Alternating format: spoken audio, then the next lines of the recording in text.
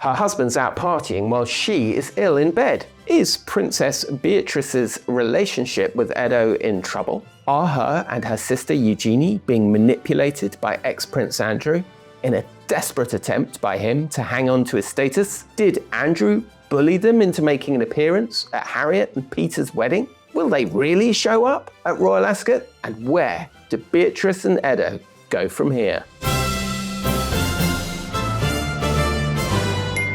Yes, well, hello, I'm Tom Sykes. This is The Royalist, and I am thrilled to be back with you today. You'll have to excuse the backdrop. I'm traveling, I'm in London, trying to finish my book, trying to get stuck into an action-packed week for the Royals, which we're going to be getting into, and we're going to be joined by Plum Sykes, giving us a preview of Royal Ascot. So stay with us, and without further ado, let's get into today's Royal Rundown.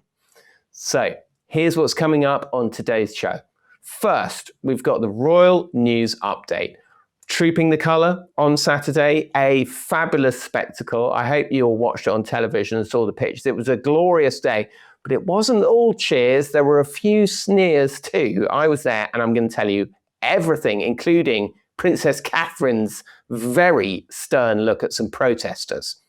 Then it'll be time for Tea with Tom, and I'm delighted to say that none other than the mighty Paula Froelich is back with me to discuss Princess Beatrice and Edo's marriage. Charlotte Griffiths has gone big again on this story in the Mail on Sunday. We're going to be talking about what's really going on. And thirdly, folks, this week, an absolutely special edition of Royal Fashion with Plum Sykes. Plum Sykes on Royal Ascot. It kicked off today, Tuesday.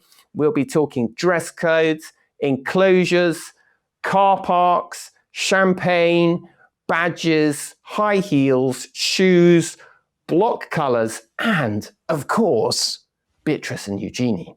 So, without any wasting of time, let's get into our Royal News update. Now, I'm going to be talking about Trooping the Colour, which was this weekend. It is the King's official birthday parade. And as you can see from all these fantastic photographs that you'll be watching, if you're watching us on YouTube, if you're listening on the audio platforms, you'll have to allow me to paint a picture for you with words. But it was a fantastic, fantastic day on Saturday. It was the perfect English summer's day.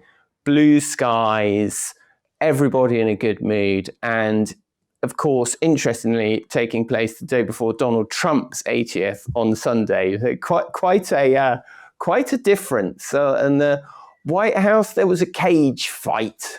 In Buckingham Palace, there was a 1,000-year tribute to history and pomp and circumstance. So I was here, I'm in London for a couple of weeks. As I say, it was a beautiful day.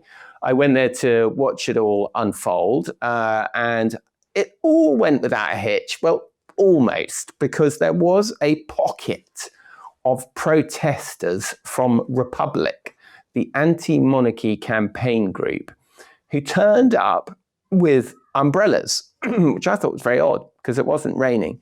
And when the Royals went by and they opened their umbrellas and they had spelled out, "Stop the rain." Ha ha ha. Very funny. And of course, the usual "Not my saints, not my king" signs dotted about. Okay, fine. You want to protest, you want to protest. That's part of the beauty of the country in which we live. You can go ahead and do that.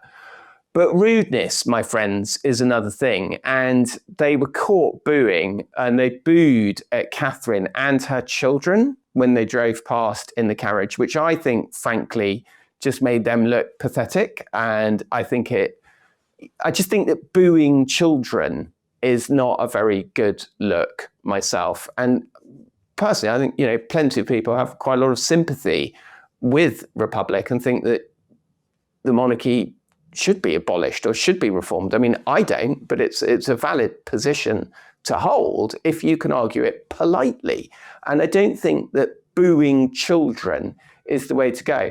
And I tell you someone else who didn't think it's the way to go is Princess Catherine, who gave them a absolutely what the Queen Paddington Bear used to call a hard stare, which the Queen was an expert in delivering a hard stare. And Catherine gave me a very, very hard stare indeed. And I have to say, good for her, because I just think it's one thing to be opposed to the policy. It's another thing to take it out personally on some kids, you know. So anyway, moving on. King Charles, I thought he looked pretty good, actually, maybe looked a little bit exhausted by the time he got up to the balcony later in the day, but earlier in the day, and it's a long day actually, because they kind of start at 10:30 and the fly past isn't till 1, and they are on parade the whole time. They are on view the whole time. It was pretty hot in the sunshine. So I thought that King Charles looked pretty good. You know, he's a older chap. He's fighting cancer, doing brilliantly. I thought he looked great with Camilla by his side. He took the salute. He's the colonel-in-chief of the household division. The trooping the colour, well, we get into the history a bit in a minute, but the fellas in the red jackets, the soldiers in the red jackets are called the Guards. There's 7 regiments of Guards: the Life Guards, the Horse Guards, the Irish Guards, the Welsh Guards, the Scots Guards, the Coldstream Guards, which my grandfather was a member of.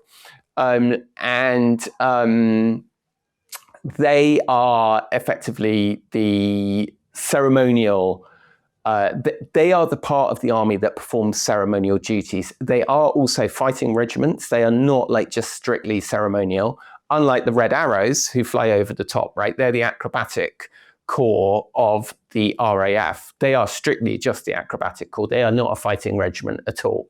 The Guards are a bit different.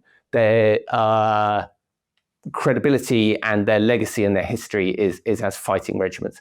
And also Prince of Wales, of course, was there with the 3 children, George, Charlotte, and Prince Louis. As we mentioned, they gave a pretty unimpressed look to the protesters from Republic. And Louis, of course, irrepressible energy on the balcony, where he never disappoints, does he? Catherine looks amazing in this, in her lovely blue outfit. William in his full ceremonial dress. I really felt the day, it just hit all the marks. It was like you could have just taken a video from any point over the past 100 years when it was a nice day and replayed it on television. It was exactly the same. That's the whole point.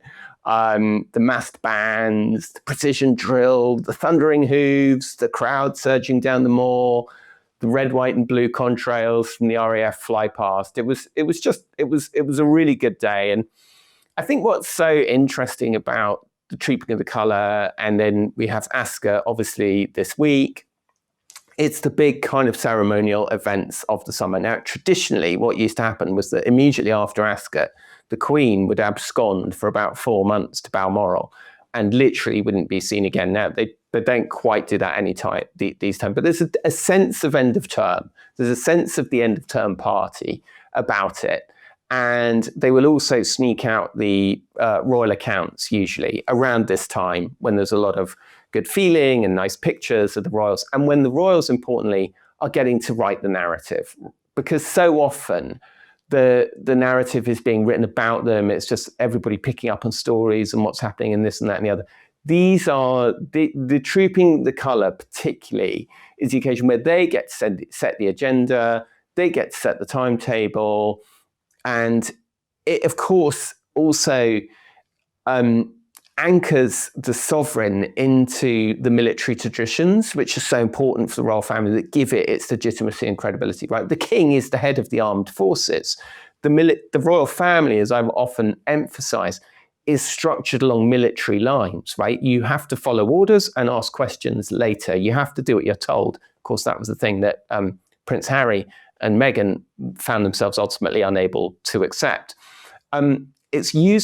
It's been used to mark the sovereign's birthday since 1748. Every monarch has maintained the tradition of having this second official birthday on the second Saturday of June. The parade takes place on Horse Guards Parade in Whitehall, which right in the middle of ceremonial London. It's the old jousting fields, which is like a huge parade ground. Look, this was definitely a good day for the firm. It was definitely a day where they get to write the script. they get to set the narrative. And despite all the scandals, everything that's been going on these past couple of years, it was a really good reminder, I thought, of what they do well and how well they do when they did it. The monarchy at its best is a spectacle. And on Saturday, I thought that they absolutely delivered. Is anyone in need of refreshment? It's time for Tea with Tom with my old chum, Paula Froelich. Yes, well, it's now time for Tea with Tom, and I am only delighted to welcome back my old chum, Paula Froelich, who has, by the looks of things, successfully moved apartment. Paula, we'll get into your interior decoration in a moment, but first of all, Princess Beatrice and Eduardo, trouble in paradise? Oh, I think so, Tom. You know, she called him her rock, but here's the problem. If you've got a rock, you would think that the rock would stick around in stormy weather. But he's been in and out and in and out all year, going back and forth to the States. And then they took a lovely, fun, romantic trip to Saint-Tropez at the invite of their friend Gabriella Peacock. And she got sick. So what did her rock do? Well, he left her in bed and went out and partied with Gabriella, Amanda Holden, and Piers Morgan. Because nothing says I love you and I'm here for you through health and illness than partying. No, it certainly doesn't. And partying with Piers Morgan, oh my goodness, one slightly wonders what Harry and Meghan are going to make of it all. Now, I would point out that the Royalist did actually cover this last week, because we saw Piers basically posted an Instagram snap and he didn't tag Edo, but you could see Edo in it.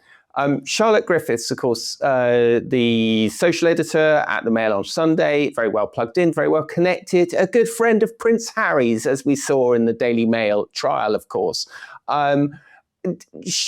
Griffiths is known to kind of have good contacts in this lane. And of course, this is the USP of the Mail on Sunday, is these sort of weapons grade, high society contacts, I suppose. But she's been on this for a while, hasn't she, Paula? I mean, it does seem there is some genuine marital difficulty here, connected really as a sort of proxy aspect of the whole Andrew scandal. Absolutely. And I think Edo is kind of looking at Beatrice and saying, no, do not have contact with your father. Don't go around him. Because, of course, as we've seen in the past, she is very close to him and has always been the one who's run to his side and her mother's side to be like, is everything okay? Let me try to make this better. And he has successfully kept her away from it, but not so much for familial reasons. I think it's much more to do with his own business, which the interior design, which has, of course, taken off since he left his ex, Dara Wang, and immediately hooked up with Beatrice. And the design business has now made millions, and it is also, many think, because of the royal connections. So, of course, he's saying, don't go there, don't go near your father, he's toxic, and my business will fail. But then again, at the same time, Tom, what did they need the money for? They're living for free off of lovely Uncle Charlie. Yes, and so it's been a really interesting few days in the kind of Beatrice and Eugenie subplot of the royal family, because we've seen the weekend before this one, we saw them arriving at the church service for the wedding of Peter and Harriet. Of course, by the time this goes out, we will know if they have attended the first day of Ascot. We are recording this on Monday. Royal Ascot kicks off tomorrow, and we're going to be talking about that with Plum Sykes in more detail later. But we will know a bit more potentially then. But there was this fascinating story, wasn't there, Paula, in the Mail at the weekend, saying that Andrew basically was the puppet master who had told Beatrice and Eugenie to go to the wedding, to go with their heads held high, to make a big entrance, which I must say, I made a lot of sense to me, because I was told the week before the wedding that they were very uncertain about going and really, were having real second thoughts about it. But then the way they showed up, whereas everybody else was just dropped at the front door, Beatrice and Eugenie actually met at a friend's house in the village and then walked for 5 minutes through the village to make sure that every photo was captured. Of course, we saw that awful picture, didn't we, of Eugenie being hugged by Mia Tyndall and kind of really checking that she was being photographed by the camera. It's just they've got themselves into a bit of a mess, I feel. The royal family are in a mess about it, and Beatrice and Eugenie are in a mess about it, because the whole thing is just incredibly awkward now, isn't it? If they do show up, if they don't show up. What did you make of that whole story at the weekend, saying that it was Andrew, who's the puppet master, telling them to sort of preserve the York family name? I'm not shocked by it. That was an Andrew move. Look at the last couple royal things that Andrew did. The funeral that he went to, was like, hey, William, let's hang out. And William gave him the cut direct. And, he's very much one of those, no, you're still a York. You are still, even though they're not, technically, I guess, with the titles taken away. Can you still be a York if your father, who had the title originally, is not a York anymore? But it's definitely very odd. But they also, you and I have talked about this before. Their identity is in their title and their family connections, period. And they are there to remind everybody, hello, we're here. This is who we are. This is our family. So no, it was not shocking at all. I tipped a little bit of a hat to William, who gave, the sisters a kiss, hello, and then just walked away. But it was very much like family unity. We're okay. Next, look over there. It is very much a York family trait, though, to come out and remind everybody, hello, we're still here. And frankly, it's one that I think Harry and Meghan would love when he comes to England this summer in about, 3 weeks? They need to be seen as still part of the family, because that is where their cachet is. Same for their cousins, Beatrice and Eugenie. Yeah. And that kiss as well was obviously much compared to Fredo, the kiss of Fredo in Godfather 2, because it sort of, whilst the kiss was taking place, William's team was simultaneously briefing the Sunday Times that Beatrice and Eugenie needed to get out of the apartments and this situation wasn't going to be allowed to persist, etc., etc. You make a really interesting point about, can their titles survive their father being stripped of his title?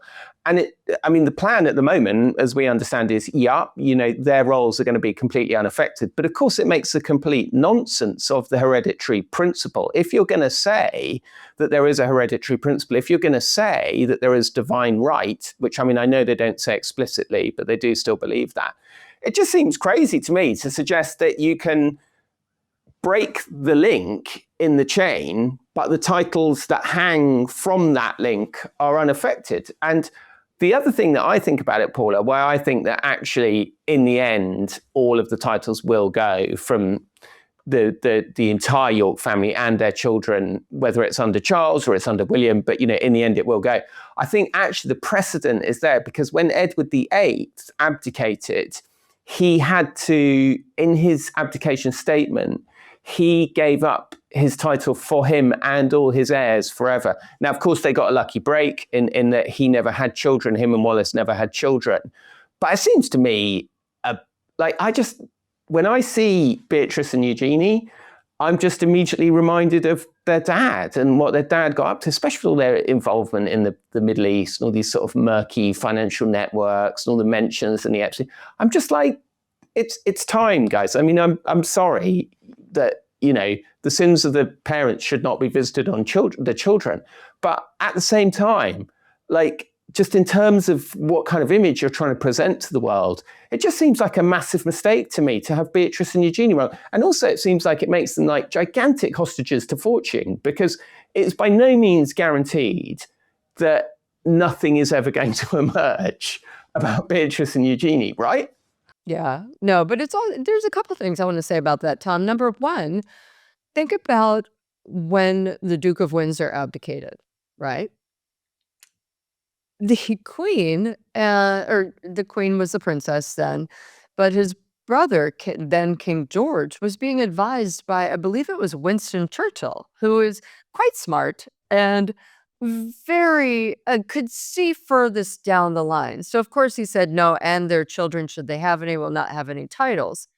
The queen, when she was dealing with Harry and Meghan, was not being advised so well by perhaps the people in power in the UK. And not to get political, but then you go on to Princesses Beatrice and Eugenie, and you just think, geez, can't anybody in this family just say, pull a Queen Margaret, no more titles, but we can be family? How about that? Yeah, it's really interesting. And as you know, Paula, I'm actually writing a book at the moment, and Edward VIII is part of it. And it's a really interesting comparison that you make there about how it was explicitly stated when Edward VIII abdicated, him and his heirs were cut out forever. Wallace, of course, didn't get an HRH, a great source of aggravation and resentment to them for the rest of their lives. But I think, in a sense, what the Queen didn't expect, what the Queen kind of relied too much on sort of everyone's going to do the right thing. And I think that actually George V's letters patent, which specify that if you are the grandson of a reigning monarch, you are entitled to a prince or princess title. I mean, I don't think that when George V sat, that letters patent was done actually to reduce the number of royals, the number of HRHs in circulation. And I just don't think anyone realistically thought that this couple at that stage, I just don't think anyone thought that they were going to invoke these letters patent, when they were living in another country on the other side of the world that's a republic, having said that they hate everybody and they were leaving the royal family and the institution was unfeeling and corrupt and evil. And you're right, the Queen was very naive, frankly, throughout all the negotiations, and they didn't nail it down. And they also, of course, made another massive mistake when they didn't actually nail down taking away the HRHs from Harry and Meghan. They just said they're agreeing not to use it. They will not use it. But we've seen Meghan using that, and we know that she's still using it for herself privately, for the children privately, which brings me back to this story at the weekend saying that Andrew is demanding that his staff still refer to him by his proper titles, and is saying that he will do that until they send vampires to suck the last drop of royal blood from my veins. I mean, the arrogance and entitlement of this man is astounding. I mean, but are you shocked? This guy, first of all, he's very lucky he has any staff left, considering the majority of them, when he moved from the Royal Lodge to the farms, and I say that as in wood and marsh, most of them were saying, heck no, I don't want to have to rearrange those teddies anymore while he sneers and screams at me. This is not the Plum position that perhaps some people thought it might be when they first joined Royal Lodge. And now he's, beggars can't be choosers. But of course, Andrew's just never a beggar and always a chooser. Doesn't matter if someone's told him otherwise. And of course, he wants to be called sir. He probably has people bow to him all the time. And it's just ridiculous. I mean, the guy doesn't know any better. It's almost as if he's entered a second or third bizarro dimension in his little mind. I mean, I just wonder if he's out in the little RV playing Popper just for fun, like he was a couple months ago. Do you know, I've got to tell you something really exciting. I'm about this far away from getting a copy of the teddy bear map, the original teddy bear map. I don't believe you. I'm so excited. I don't believe you, and I'll tell you why. Because you told me this 6 months ago, and I've been waiting for it ever since. I mean, I have to tell you, if your source is in London, I'm coming in about 2 weeks. I will hunt down your source, pigeonhole him, and say, give it to Tom. I need the teddy map. I need the teddy map. I've got to have the teddy map. Give me the teddy map. By the way, Doug wants the teddy map. We all want the teddy map. I want to raise Doug's toys in the position of the teddy map. Couldn't he get one of those teddies that you pull the string and it goes, "Yes, Your Majesty. Yes, Your Majesty." By the way, what a genius idea. They should just have that everywhere. Would he, make it a smart home, a smart farm, where every room he walks into, "I love you, Your Majesty." Because AI can treat him the way he'd like to be treated. Paula, as always, an absolute delight to be with you. I can't stop giggling. It's so much fun. Paula, how's the new? Tell us very quickly how the flat looks amazing. The apartment looks amazing, and beautiful lobster picture in the background there. It looks stunning. Well done. Thank you, friend. It was difficult, but I did it, and whoa, I'm here. I'm very excited. And if anyone has any hints or suggestions, they can contact me on my Substack, Paula Froelich Uncensored. And you also have a new show on News Nation, I believe. I do. The Scoop with Paula Froelich. It comes out every Tuesday and Thursday. I think everyone's going to be Paula overloaded. Well, congratulations. It couldn't have happened to a nicer person. Everyone in the community is absolutely thrilled for you.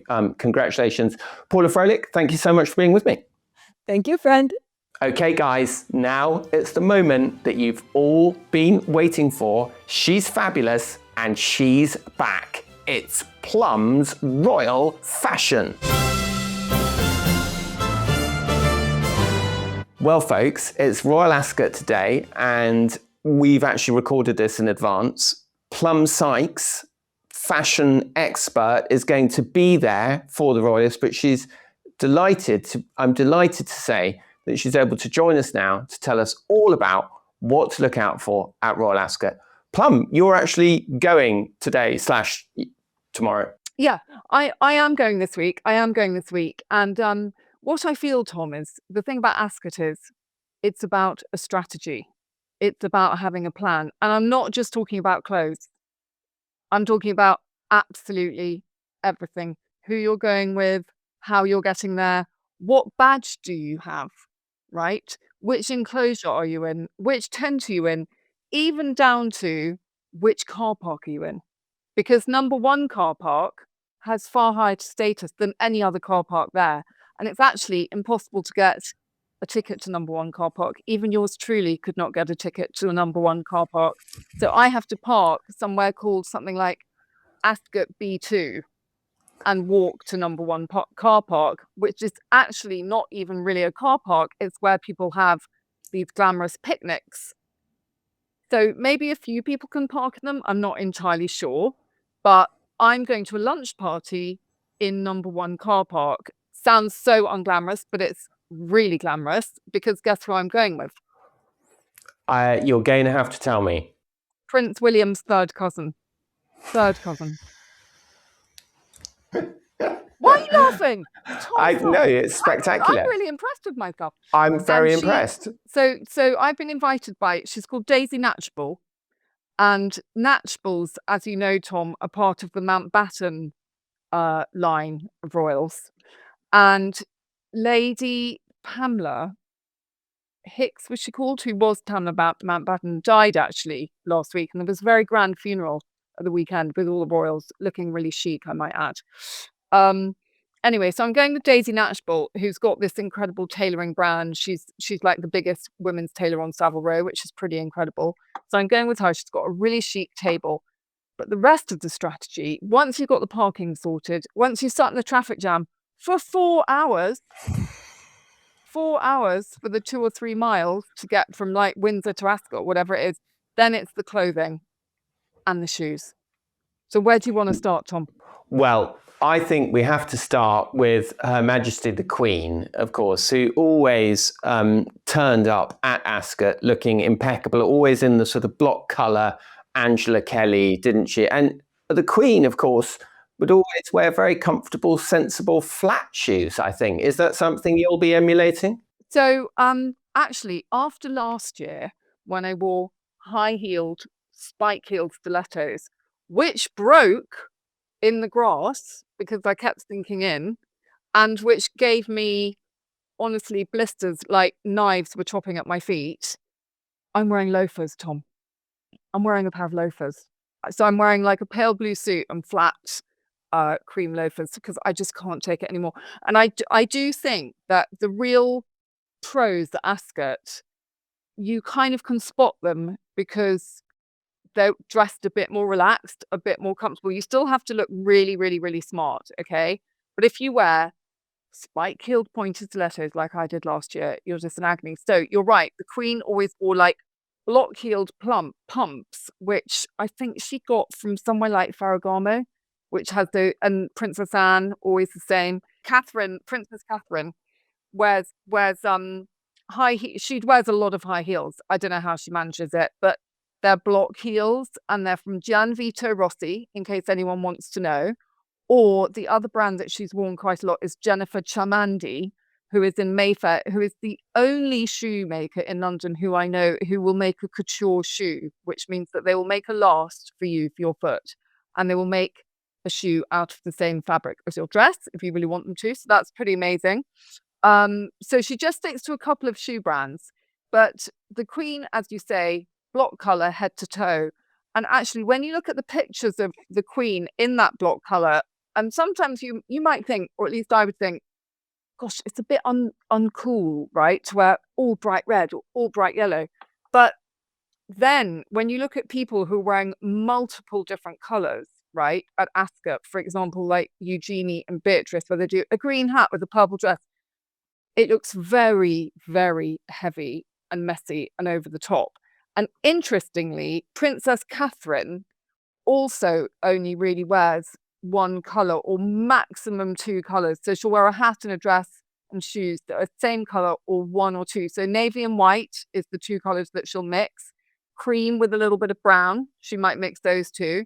And I absolutely loved when she wore this, I think it was in 2023, she wore this brown spotted dress I think it was designed by Alessandra Rich. And it was so like the dress, the cream dress with the brown spots that Princess Diana had worn in the late 80s. Looks absolutely amazing. But again, she's sticking to a neutral one colour. She also wore, I think my favourite Ascot outfit that Princess Catherine's worn has been the Alexander McQueen cream lace dress with a pale cream hat with like lacy feathers and things on top. Really, really beautiful, really simple. And it kind of just goes to show, just keep it simple. Just don't make it too complicated. Don't be too clever. Otherwise, you look too much. And the other thing is, Tom, when you get outside of the royal enclosure at Ascot, which is, the chic part, it's a bit like a VIP members club, right? You have to get a badge to go into the royal enclosure, and the badge has your name on it. And when they send you the form to say, what's your title for the badge? I had to say, Mrs. And I really wish I could have said the Duchess, the Countess, whatever. So they're all walking around. Everyone's got, instead of like a conference where it says Mr. Bloggs, it says the Duchess of Kent, or, Viscountess Rothermere, or, the Marchioness of so and so and so and so and so and so. So you feel belittled all the time at Ascot. Everyone feels insecure because there's always someone more grand. And then what's quite funny is you've got these really, really grand ladies with the badges. But then, of course, who's the absolute grandest, Tom? The Saudis. Like, when you see the Saudis and the wives and what they wear and the way the Saudi men dress for the races, oh my God. Unbelievable. They are so smart. They're so rich. They're so smart. And, because it is sort of the most expensive sport in the world, flat racing. It's really beautiful, actually. Yeah, no, it'll certainly be a wonderful day, and the weather's looking very promising, which is great.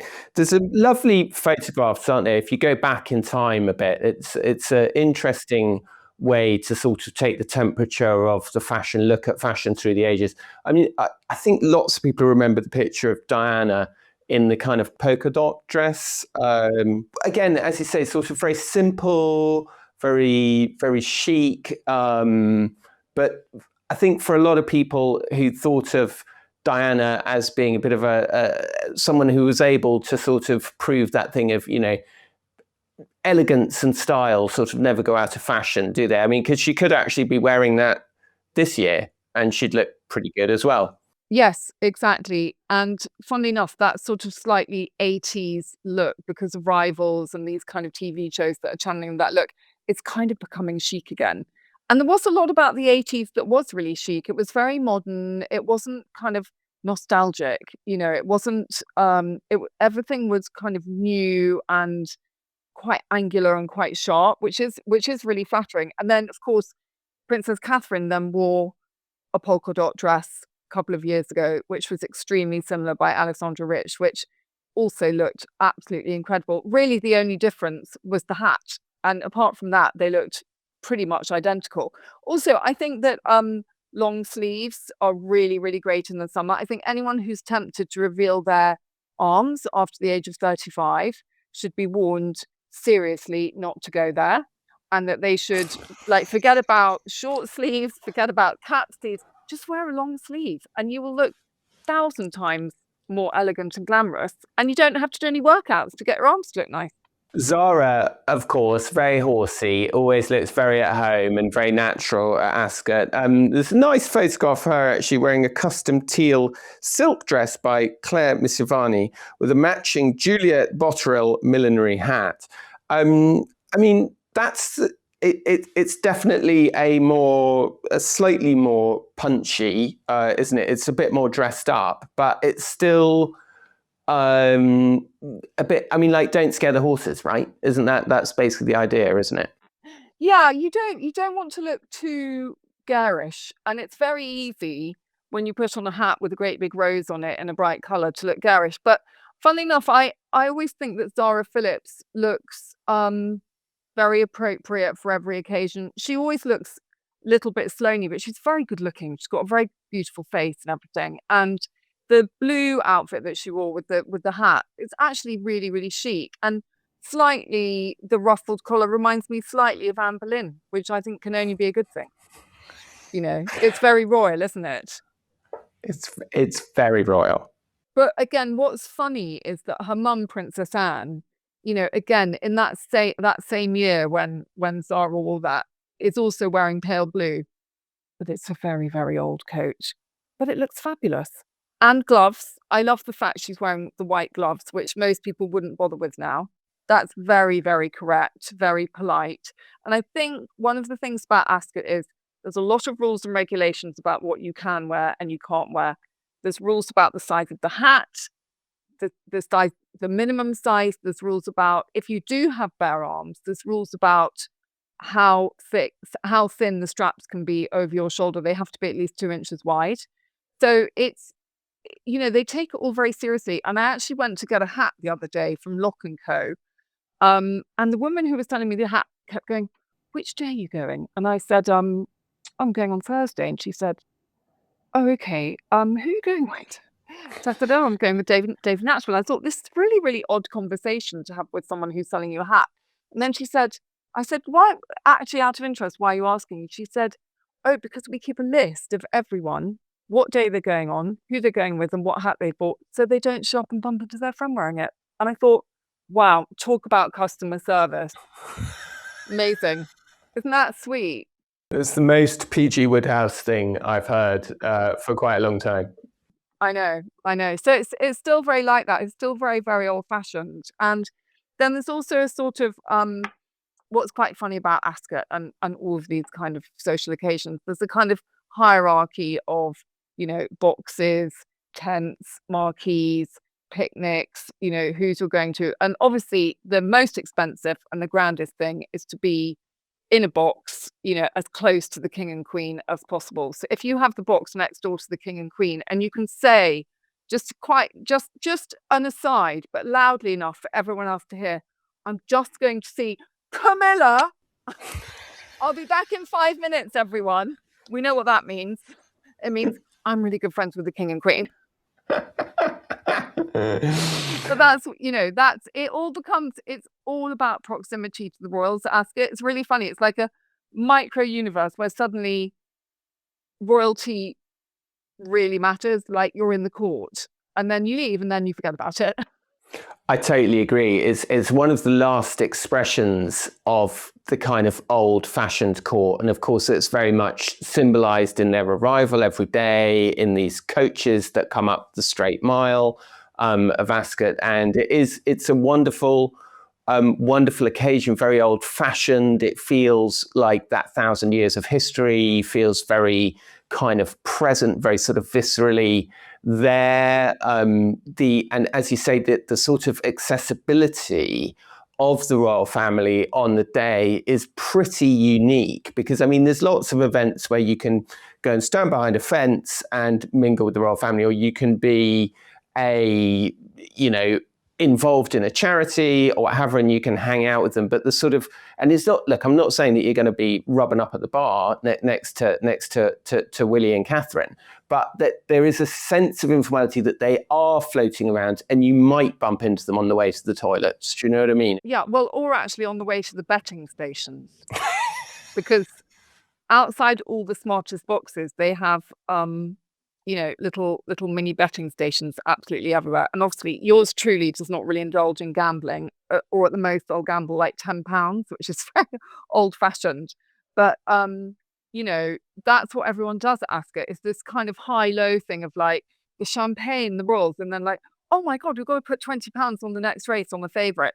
And the other thing which is quite funny is these really smart boxes and marquees, they will hire someone like, say, Charlie Brooks, who's a racing pundit, or they'll hire Alice Fox Pitt, ditto, who will come into the box and they will give a little speech after lunch, and they will say, here are my tips, and people sit there with their little cards and they go through with their pencil, and they go, okay, well, Charlie Brooks told us this is going to win and that's going to win. And it's like the kind of insider chic thing. It's very funny. It's very funny. It's its own kind of system, and then you get a delicious lunch, and it's really, really, amazing. And I have to say, the course is very beautiful, although when you get outside the royal enclosure, it's extremely crowded.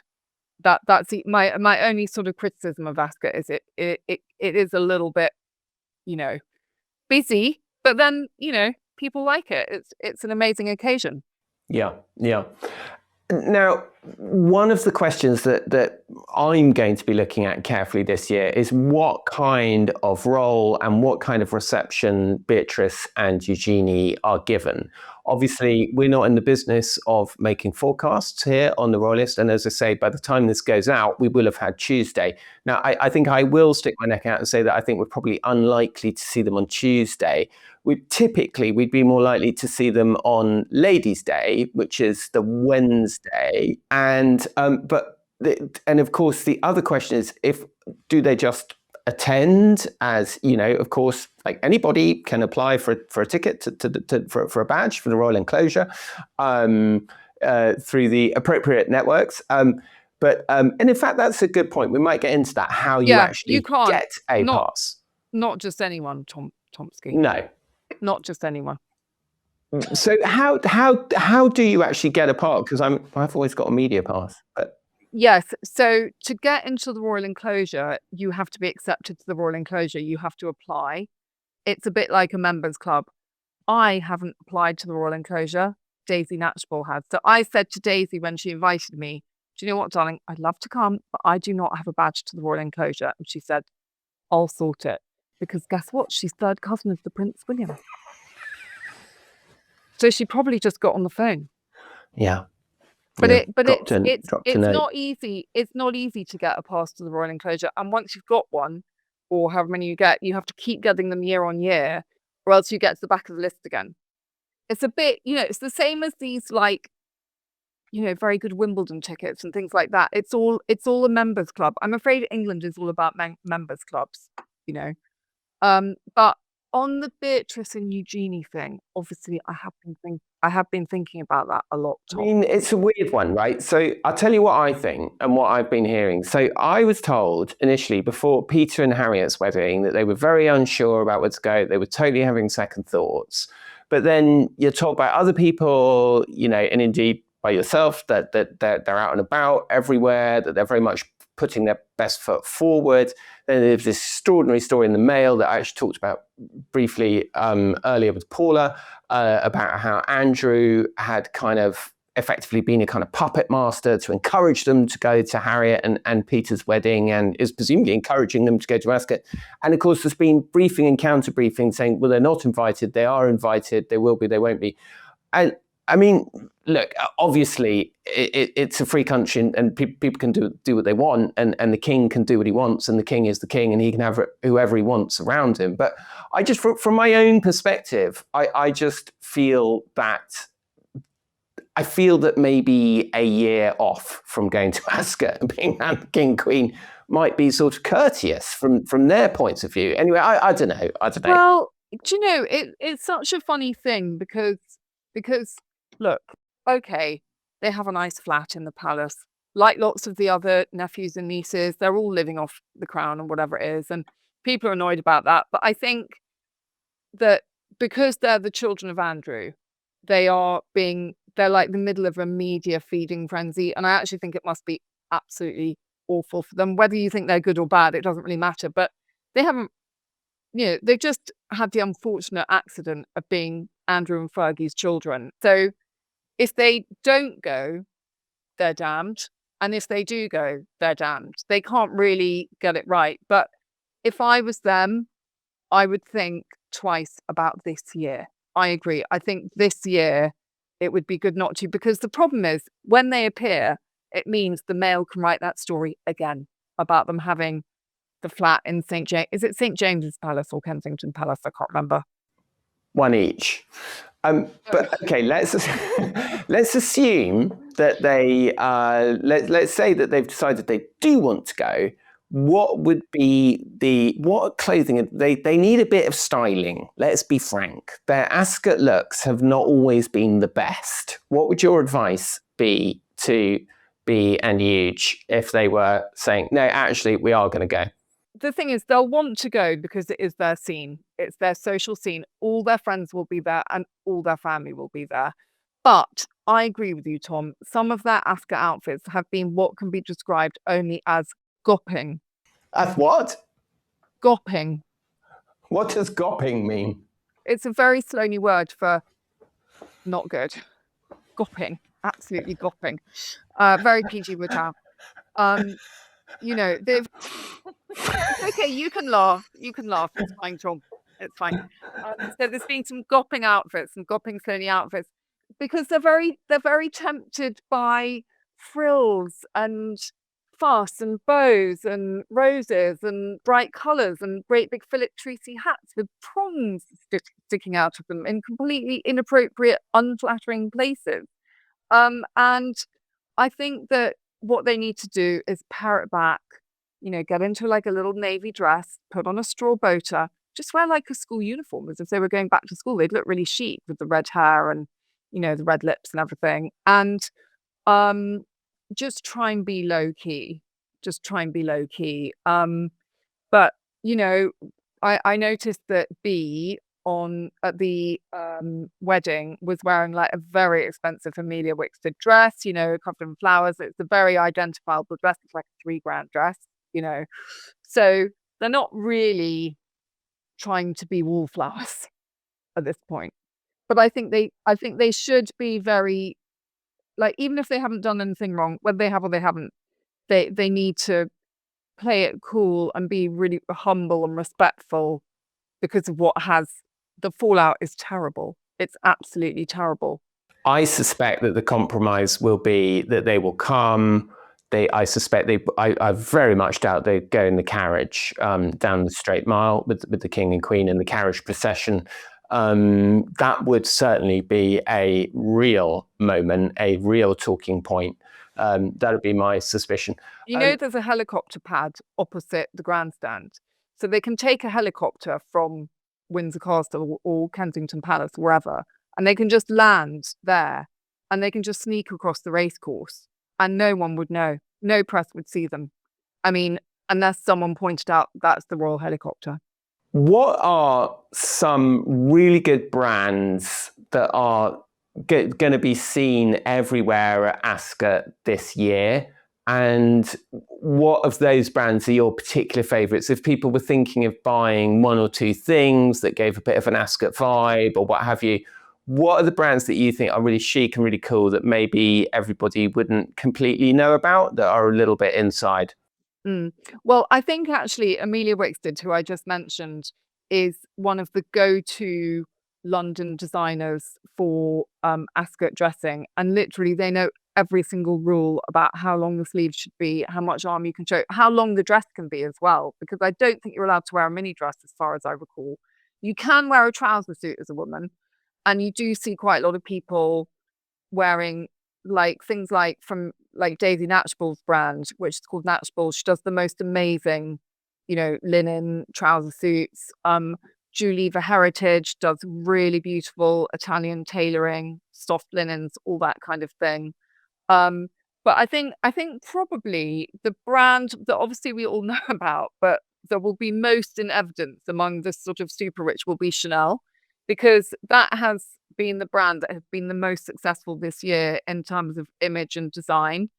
Also Dior, because they've got a new designer, Jonathan Anderson. So I think those two will be the big guns of the brands, if you see what I mean. And then you also always get people like the very old school people will turn up in like a vintage Aussie Clark, with a wonderful straw hat or something, which I think also looks really chic. Or vintage Thea Porter that they've bought in a junk shop in Notting Hill with a lovely old hat. Lots of people like Gabriella Hurst. They love Chloe.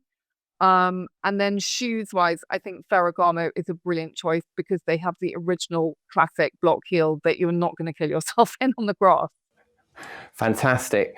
Well, suffice to say that we are all going to be glued to our televisions over the next few days. Speaking of Coco Chanel, my sister Plum has done a marvelous video for her series of videos for her Substack, which is called PS by Plum Sykes, about very funny series of filmlets about life in the Cotswolds. And I have to say, Plum, that in the most recent one, which is my favourite so far, you look exactly like Coco Chanel striding over the fields of Gloucestershire. Oh, thank you, Tom. So we might be able to show you a little clip of that, but I'm not going to make myself hostage to fortune, but hopefully technically we can show you a small clip of that before we go. This is so steep, Tim. Do you always go straight down? Oh my God. How important would you say fashion is to you? Not at all. Not interested. Have you not heard of Chanel? No. Okay. Timmy? Yeah. I think I've got shit all over my new skirt. Can we go back to the house and wipe it off, darling? Yeah. I'd love to wipe that off. Oh, God. Plum Sykes, always a great pleasure to see you, not only because you are my sister, but because you are such an expert and just such a fascinating wealth of information and detail on fashion. Thank you also for the wonderful new word, gopping, which I understand is a Sloaney term for not terribly nice, or no, not quite not terribly nice. Is that what it means? Ugly. Okay, not terribly nice, that'll do. And if I may give you my own tip, when it comes to car parks, number 3 car park, Irish owners and breeders. That's the one to go to. Oh, do you think that you can just sneak in there if you've got a slight Irish connection? That's what I'm going to do. That number 3 car park will be the most fun by miles, won't it? Champagne out of a shoe. It'll be marvellous. Okay, thanks, Tommy. It's so nice to see you, darling. Enjoy yourself. Bye. Bye. Well, that's it for this week's episode of The Royalist. Thank you so much for watching and for listening. Thank you to all our regulars. Thank you to Alexandra for your fantastic welcoming duties. Thanks to our guests this week, Paula Froelich and Plum Sykes. Thanks to my amazing and incredibly patient producer, Rachel Passer. Thanks, Rachel. As always, a fantastic show. If you enjoyed the show, may I ask you to do the following things in the following order. Subscribe on YouTube, hit the bell notification, leave us a review on Apple Podcasts, leave us a review on Spotify, sign up for the Royalist newsletter on Substack. And above all, the most important thing you could do is please tell a friend about the Royalist. Share this video with someone who you might think enjoy it. Please leave your comments below. Please let us know. We do read them. As you know, I'm always here in the comments myself on Tuesday evening, enjoying the chat, and I really, really look forward to it now. I'm so proud of the community that we've built here at the Royalist. I'm so grateful to all of you for being here. I'm so incredibly flattered and honoured and delighted to be part of this, and thank you so much. That's all I have to say, apart from God save the King.